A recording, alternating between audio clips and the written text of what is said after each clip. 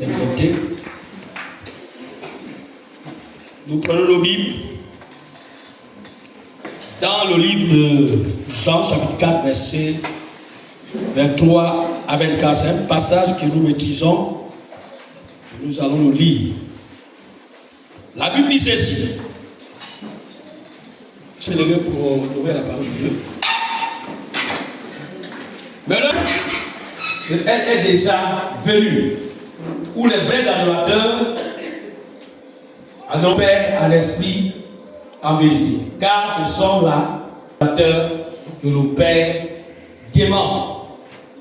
Dans d'autres versions, que le Père recherche. Alléluia.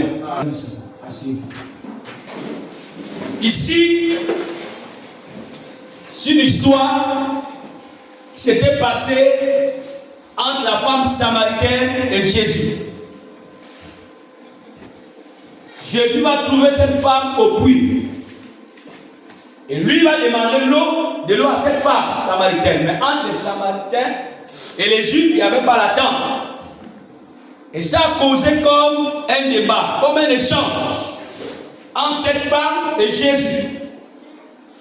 Et cette femme va dire que nos pères adoraient Dieu sur les montagnes. Mais Jésus, en train de dire à cette femme, non. En d'autres termes, que ce n'est pas seulement sur les montagnes. Jésus, on doit adorer Dieu. En fait, il parlait de lui-même. Il peut dire que ce n'est pas sur la montagne qu'on m'adore. Moi, on m'adore partout. Dieu est esprit. Alléluia. Amen. Et ce texte-là, c'est Jean qui a écrit ce texte et c'est Jésus qui parle dans ce texte. C'est Jean-Baptiste l'apôtre qui a écrit ce texte. Notre thème de ce matin, comment s'approcher de Dieu dans l'adoration.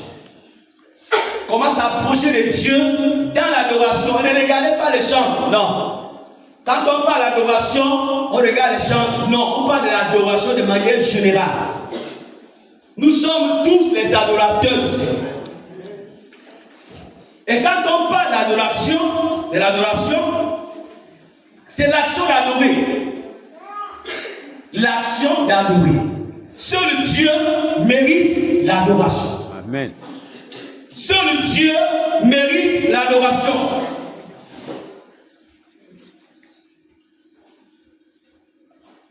Et quand on parle d'adoration, vous savez, comme disait le nom de Dieu ici, c'est se prosterner devant Dieu. Autrefois, c'est prosterner devant nos grands-parents, surtout, même à nos jours. Il y en a beaucoup qui le font. Sous les arbres, on se prosterne. Devant les pierres, on se prosterne. Devant les hommes, on se prosterne.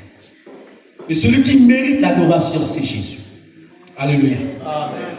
Aujourd'hui, on trouve beaucoup de prédicateurs, beaucoup des évangélistes, beaucoup des intercesseurs, beaucoup de chanteurs, beaucoup de diacres, des anciens, des révérends, mais qui prêchent l'évangile, mais qui ne vivent pas ce qu'ils prêchent. Mais Jésus a besoin, dans ces derniers temps, il a besoin des adorateurs. En fait, les hommes et les femmes qui prêchent aux autres ce qu'eux-mêmes vivent. Amen. Sinon, on arrête de prêcher. Et c'est cela que je crains. Quand quelqu'un prêche ce qu'il vit, tu m'influences. Mais quand quelqu'un prêche aux autres ce que lui-même ne vit pas, il y a un problème. Il n'est pas adorateur. La Bible dit que Jésus est à la recherche des véritables adorateurs qu'il adore à l'instant vérité. Il n'est pas à la recherche d'un intercesseur, il n'est pas à la recherche d'un évangéliste, il cherche d'abord un adorateur. Qu'il adore à l'instant vérité. Et la Bible dit que c'est ces adorateurs-là que le Père recherche. Il n'a pas certainement compris. L'évangile qui a l'impact sur la vie des autres, c'est quand tu vis l'évangile. Il faut lutter pour ça. Il faut qu'on lutte. Quand on prêche l'évangile, quand on chante, quand tu intercèdes, c'est pas quoi encore. Quand j'évangélise les autres, il faut que moi-même, je vis la chose. C'est pourquoi Paul dit que soyez les modèles. L'église doit être le modèle pour les païens. Non seulement pour les païens, mais pour d'autres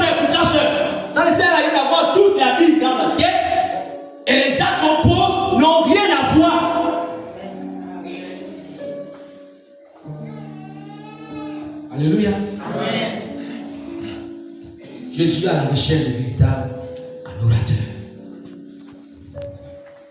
Quelle est ta vie dans ta maison? Quelle est ma vie dans ma maison?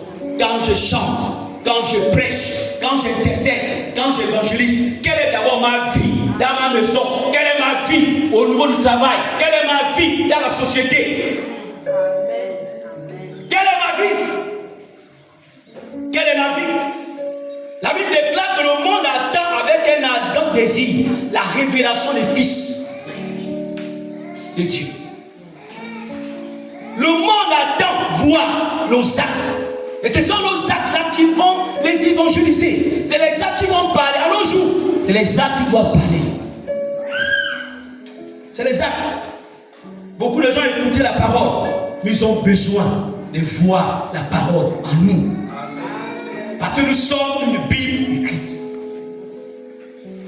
Non, ça n'a rien à voir avec les prophètes. Je ne suis pas comme le prophète. Rien à voir avec ça. C'est ton grand-père, donne-moi ça. Rien à voir. Jésus a besoin de véritables adorateurs. Pas des hommes qui adorent Dieu. Dans la nuit, tu adores autre chose. Tu adores Dieu. Dans la nuit, tu es au bord de Babylone. Tu adores Dieu. Dans la nuit, tu es au carrefour qui rentre vers le carrefour qui rentre vers le bureau là-bas. En train d'invoquer. Dieu a besoin de véritables adorateurs. Ce matin, nous allons voir 5 choses. Il n'y a pas des adorateurs sans amour. Il n'y a pas des adorateurs sans passion. Tu es adorateur, il faut avoir l'amour. Jésus lui-même, c'est l'exemple.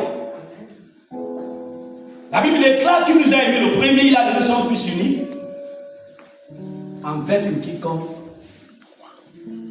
En fait, nous ayons la vie éternelle. Ensuite, afin quiconque ne périsse point. Alléluia. Donc, Jésus lui-même, il est adorateur. Ce qu'il a fait, c'est quoi? Il nous a d'abord aimés. Mais Dieu veut que nous puissions d'abord l'aimer. Il n'y a pas d'adoration sans amour. On ne peut pas être un adorateur s'il n'y a pas l'amour pour Dieu. S'il n'y a pas l'amour pour ton frère. Évangile fait ça. C'est ton enseignement de Jésus, pasteur. Il faut l'amour pour Dieu. Il faut l'amour pour ton frère. Et l'amour, c'est profond. Quand on dit amour pour Dieu, on se sacrifie pour Dieu. On se sacrifie. On se sacrifie. Ça fait spirituellement pour ton frère qui est malade. C'est très important. De quelle façon nous aimons Dieu? La Bible dit dans Jean 4, 24, le chapitre que nous avons lu. Il faut aimer Dieu en esprit et en vérité. Et pour aimer Dieu en esprit et en vérité, il faut avoir les informations de la personne de Jésus-Christ. Sinon, tu ne peux pas l'adorer. Il faut avoir les informations. Et les informations de la personne de Jésus se trouvent dans la Bible. Pour bien l'adorer. Il faut avoir les informations. Il est qui pour toi? Qu'est-ce qu'il a fait pour toi? Qu'est-ce que tu serais demain après la mort? Il faut avoir les informations de la personne de Jésus. Pour bien l'adorer. Sinon, bien accompagner les autres. C'est pourquoi il y a beaucoup de religieux et de religieux dans nos églises. Ce n'est pas possible de voir un adorateur un dimanche, 2 dimanches. Quand tu chéris, tu es à la maison chez toi. Tu es à la maison chez toi. Même les hommes politiques là. Quand on y a l'ensemble politique, tous les policiers là sont là. Quel genre d'adorateurs nous sommes?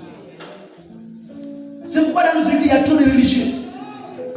Et quand tu vas conseiller, quand tu vas encourager, parfois, c'est les raisonnements. Il ne faut pas te fâcher. Alléluia. Amen. Vous savez, c'est la seule personne qui est dérangée par la parole, c'est le diable. Et la parole ne dérange pas l'homme. La parole arrange l'homme. La parole arrange, elle ne dérange pas. Même quand ça pique, on supporte. C'est pour que nous changions. Amen. Alléluia. Amen. C'est important d'avoir les informations de la personne de Jésus. Ce qu'il a fait d'abord pour toi.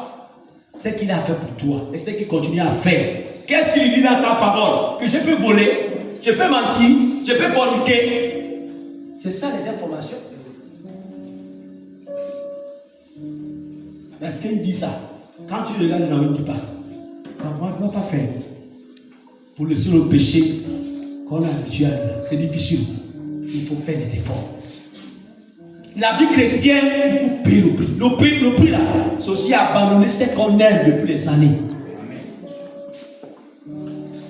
Quand on aime la masturbation, pour les hommes, même les femmes en font, il faut abandonner. Alléluia. Il faut faire l'effort d'abandonner. Ce sont les esprits, c'est les esprits des eaux qui font ça. Il faut abandonner. Si tu n'arrives pas, viens voir les hommes de Dieu. Alléluia. Oui.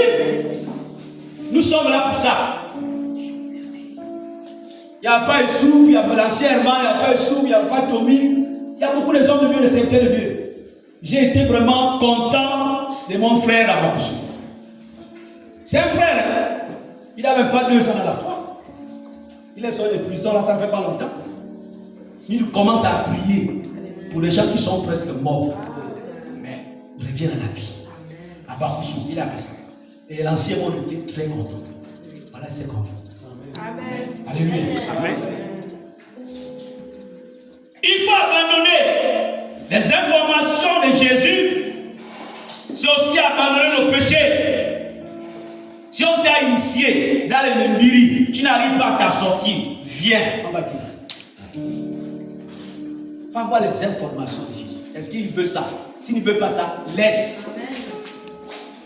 Je vous dis une chose, quand tu vois tu continues à faire des choses, tous les jours, ça devient une force terrestre. C'est un démon. Tu n'arrives pas à t'en passer. Là, ce n'est plus un sentiment.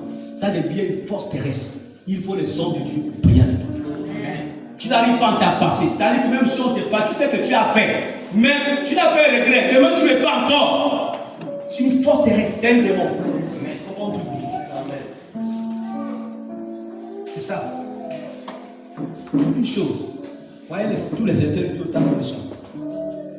On peut prêcher un thème qui n'a rien à voir avec le péché. On va revenir sur le péché. C'est le péché qui fait un frein de notre péché. C'est le péché qui va faire en sorte que si on ne fait pas attention, si on ne se répand pas, on va aller en enfer à cause du péché. Donc arrête de mettre le numéro de copain, tu mets maman à la place. On a oublié ton mari. Même si on dit qu'il ne faut pas faire les téléphones des femmes, parfois moi je fouille. Alléluia. Les blancs dit la confiance n'exclut pas le contrôle. On fouille. Ou bien les appels suspects, là on part appeler loin. Le portable de rester à la maison, tu es déjà au travail, tu viens chercher. C'est ta femme qui est là-bas, c'est ton mari qui est là-bas. Laisse le téléphone. Tu le cherches pourquoi? Pour éviter qu'on appelle derrière toi. Il faut arrêter ça. Est-ce que tu as les informations de la personne de Jésus? Ou dans ta maison, c'est fallait pour pas qu'il passe.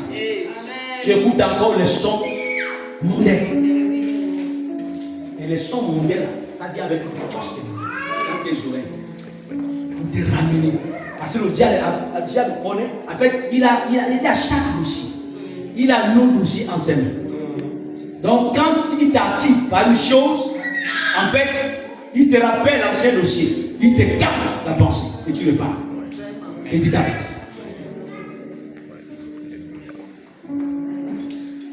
Est-ce que tu as les informations de la personne de Jésus? Ou bien on vient seulement à l'église pour nous écouter chanter, prêcher, après on repart à la maison. Dieu a besoin de véritables adorateurs. Il a besoin. Quand tu es un véritable adorateur, une véritable adoratrice, je t'assure, tu peux traverser l'homme dans la vallée de la mort, mais le Seigneur sera avec toi. Amen. Le Seigneur sera avec toi. Amen. Alléluia. Amen. Il sera avec toi. Il sera avec toi.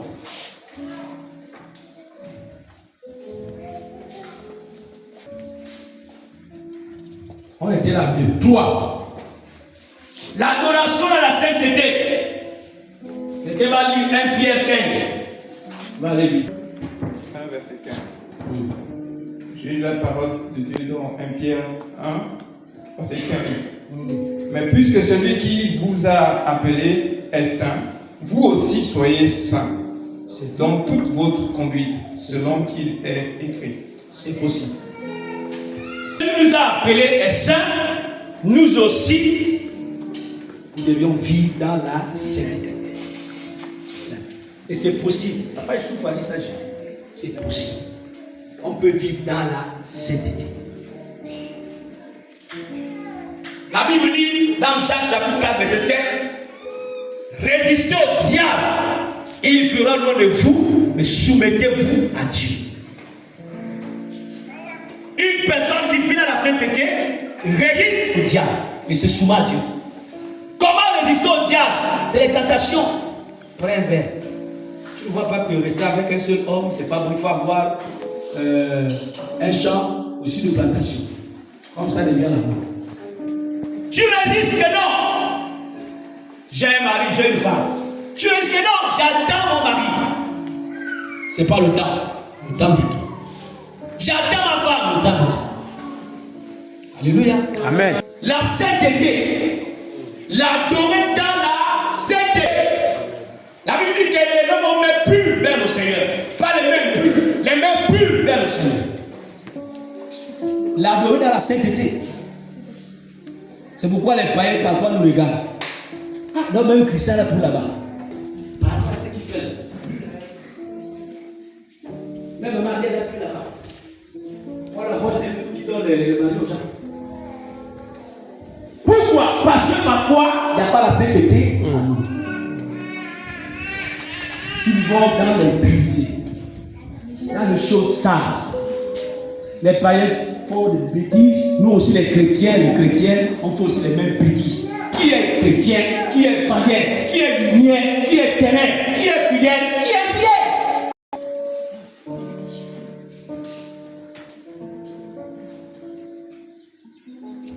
La sainteté. 4. Adorer dans l'humilité. Proverbe 15, 33. Quelle était la page? Adorer Dieu dans l'humilité. Proverbe 15, 33.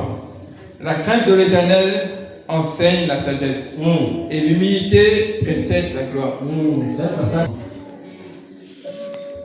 La crainte de l'Éternel enseigne la sagesse, et l'humilité précède la gloire. La crainte de l'Éternel enseigne la sagesse. Tu crains Dieu, tu vas devenir sage. Et davantage sage. Et l'orgueil presse. L'humilité précède la gloire, l'orgueil c'est la chute. Ah. J'ai oublié une chose. L'orgueil repousse la grâce. Et l'humilité attire la grâce. Amen. Félicitations. L'orgueil repousse la grâce. L'humilité attire la grâce. Amen. Vous avez les nouvelles de notre ami Lucifer. Lucifer était au ciel. On l'appelait Lucifer. On l'appelle aujourd'hui le diable. On l'appelait l'homme de la lumière. En fait, lui, c'était un bon manager. Il organisait bien les choses au ciel. C'était un bon adorateur au ciel. C'est pourquoi vous voyez les familles, quand ils chantent, les voix, vraiment c'est les voix d'homme. Amandine, quand elle chante, ils ont pris ça à leur maître.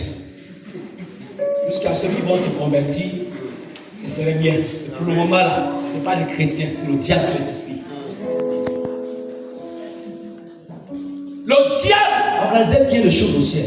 Il était le maître, le responsable de la louange, ou encore même de toute l'organisation pour louer la louange au ciel. Mais il a été repoussé par Dieu le Père à cause de quoi? L'orgueil. Lui voulait que Dieu, qu'il a créé, l'adore. Et c'est pourquoi vous voyez beaucoup de gens qui aiment l'adoration, ce sont des sorciers. Quand quelqu'un veut qu'on l'adore, il dit quoi non?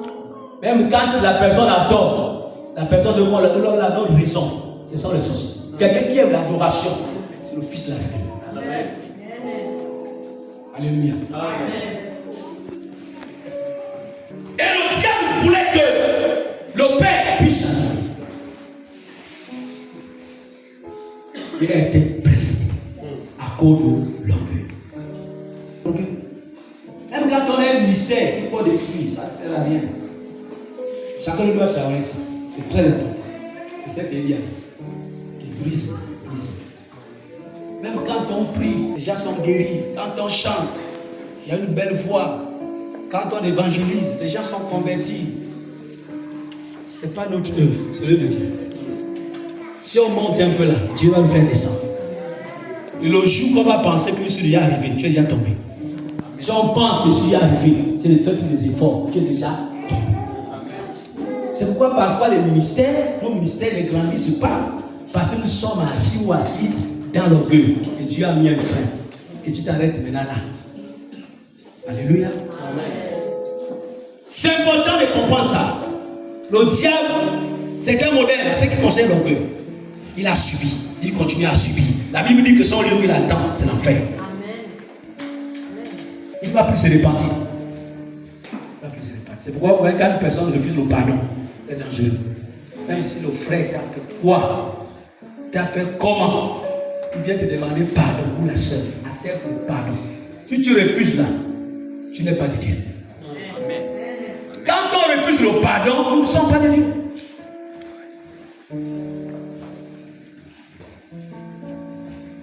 On doit adorer Dieu dans l'humilité.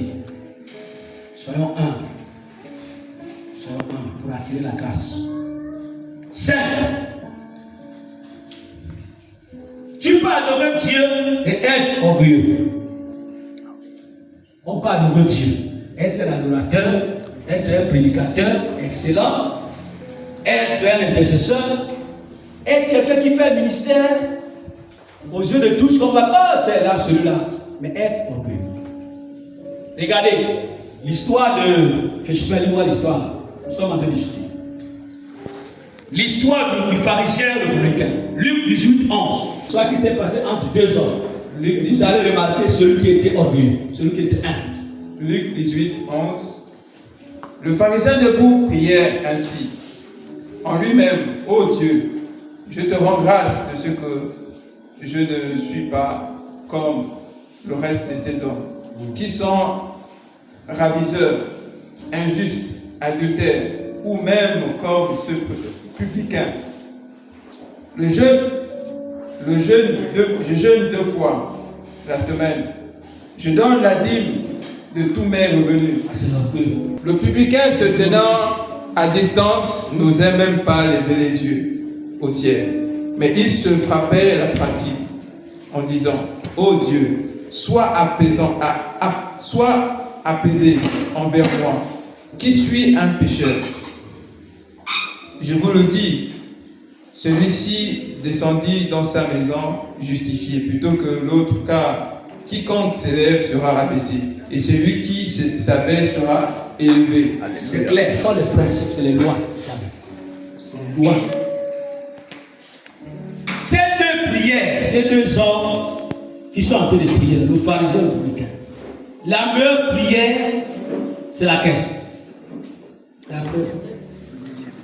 Publicain. Parce que le pharisien ici, il s'est glorifié.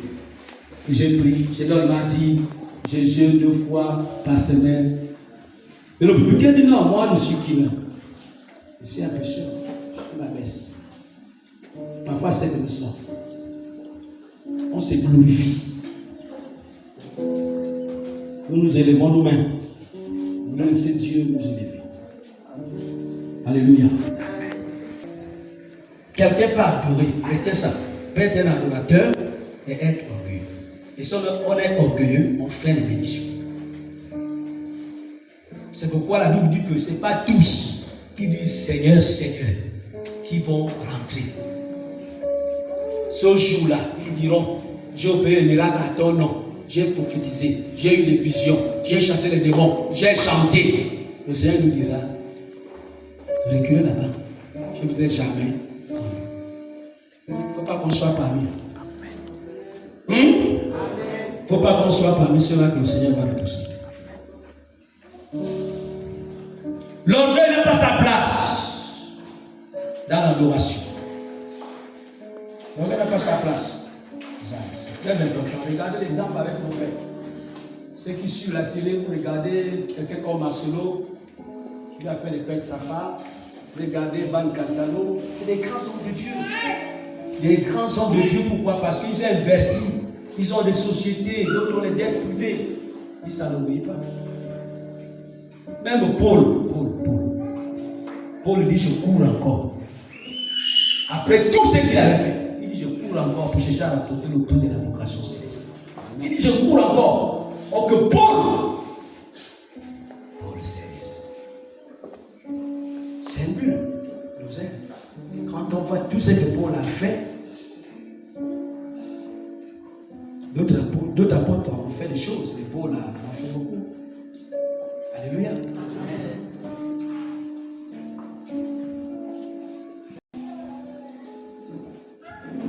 Et tu adores. Et tu adores qui? J'adore qui? C'est ces deux questions-là que sont d'étude. Tu adores qui? Si c'est le Dieu créateur, le Dieu de l'Église, comment tu l'adores? Comment nous l'adorons? C'est cette question. Si c'est Dieu que nous adorons, on l'adore comment? Comment nos cœurs l'adorent? Comment nos pensées l'adorent? Comment notre corps l'adore?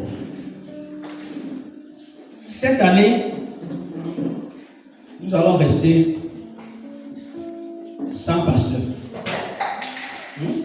Sans pasteur, mais sans Dieu. C'est pas sans Dieu, j'allais dire. On ne va pas rester sans Dieu, mais sans pasteur. Vous savez, beaucoup dans les églises travaillent pour le Seigneur pour attirer le regard du pasteur sur eux. Pour que le pasteur me voie. On fait un ministère pour attirer le regard d'un ancien, surtout le pasteur. Et quand le pasteur n'est plus là, oh non, je peux venir en retard.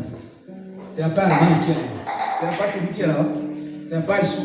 C'est maman Annie qui est là. Attention, Dieu est dans la vie de ces hommes-là. Dieu est dans ta vie.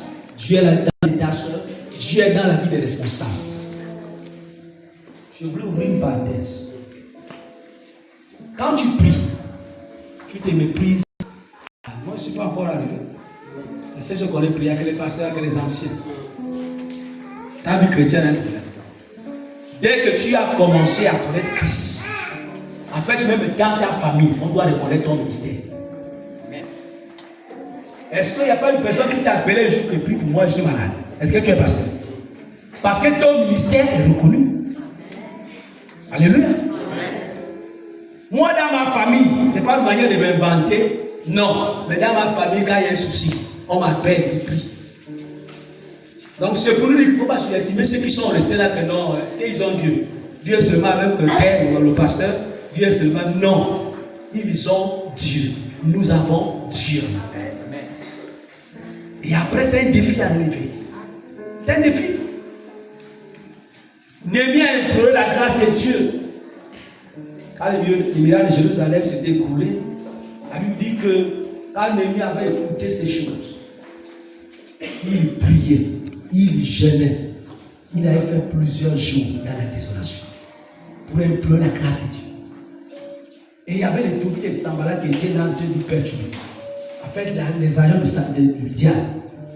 Il priait parce que son but, c'était voir ces miracles se reconstruire à nouveau. Cette église, beaucoup de gens sont sortis, c'est vrai, aller en ville, mais toi tu n'es pas sorti, moi je ne suis pas sorti. Le défi là, c'est pour nous. C'est notre défi. Nous devons faire en sorte que ceux qui sont dehors puissent rentrer ici. Ceux qui se sont affaiblis, le Seigneur doit les remonter au travers de nous. C'est ça le défi à relever.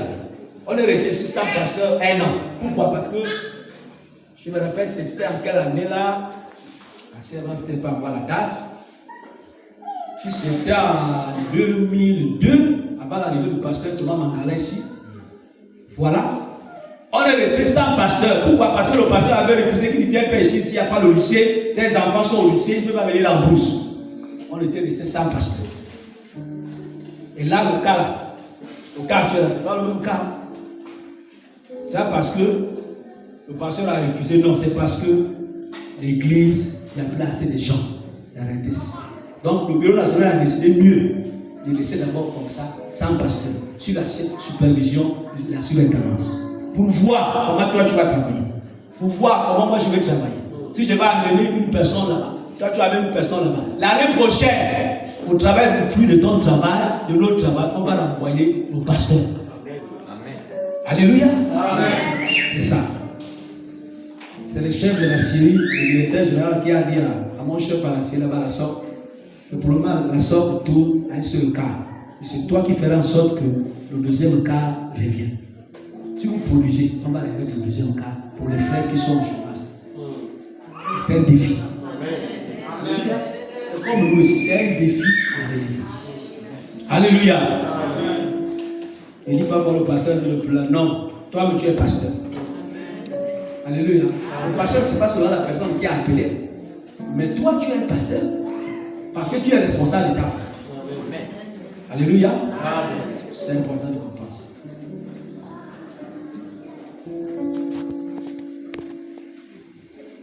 Et pour terminer, l'adoration, ce n'est pas seulement chanter. Comme je le disais au début, l'adoration, c'est tout ce qu'on pose comme acte. C'est ça l'adoration. Quand tu as fait du bien à quelqu'un, tu adores Dieu. Amen. Alléluia. Tu as visité un malade, tu adores Dieu. Tu as aidé un frère, tu adores Dieu. Et maman Sophie, quand tu manges 2 gâteaux là, quand j'ai paye, tu adores Dieu. Hein? Et l'autre côté, quand on vole, on adore aussi un Dieu. Malheureusement, il mauvais Dieu. Donc l'adoration, c'est les actes que nous posons quotidiennement. C'est ça l'adoration. C'est pourquoi le Seigneur a besoin de véritables adorateurs. Prends cette parole. Ne fais jamais plaisir à un homme sur ce qui est contre la volonté de Dieu. Ne t'aime pas. Ne fais jamais plaisir à un homme sur ce qui est contre la volonté de Dieu. À cause de papa, il souffre, sinon il va s'attister, je vais faire. Non, tu pêches. Ne fais jamais plaisir à un homme. Même si c'est ton mari, c'est ta femme, c'est ton pasteur, c'est ton ancien, c'est ton chef. Comme Daniel et César. Amen. Ne fais jamais plaisir. Le jour que tu feras plaisir, en tant que tu sais que c'est le péché, tu es tombé. Et c'est volontaire. C'est volontaire. Que Dieu bénisse sa parole.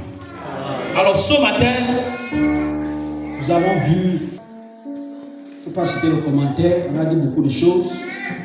Il y a ça qu'on a vu dans ce thème, comme de Dieu dans l'adoration. Premièrement, nous avons parlé,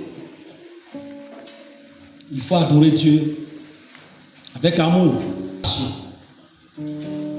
Deuxièmement, de quelle façon nous aimons Dieu. Troisièmement, l'adoration dans la sainteté. Adore Dieu dans la sainteté. Quatrièmement, l'adorer dans l'humilité. Cinquièmement, tu peux adorer Dieu et être orgueilleux. C'est le verset biblique que nous avons vu. Laissons-nous peut-être un instant. Nous voulons bénir le Seigneur.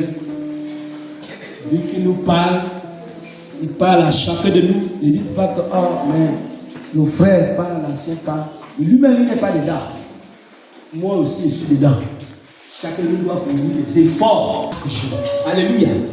Des efforts chaque jour. Parce que nous voulons aller au ciel. L'objectif du chrétien, ce n'est pas rester sur la terre.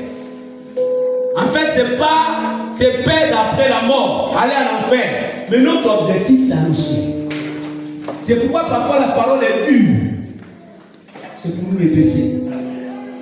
On ne peut pas chercher la guérison d'une blessure si on est grave, il faut que ça s'aide. On grave la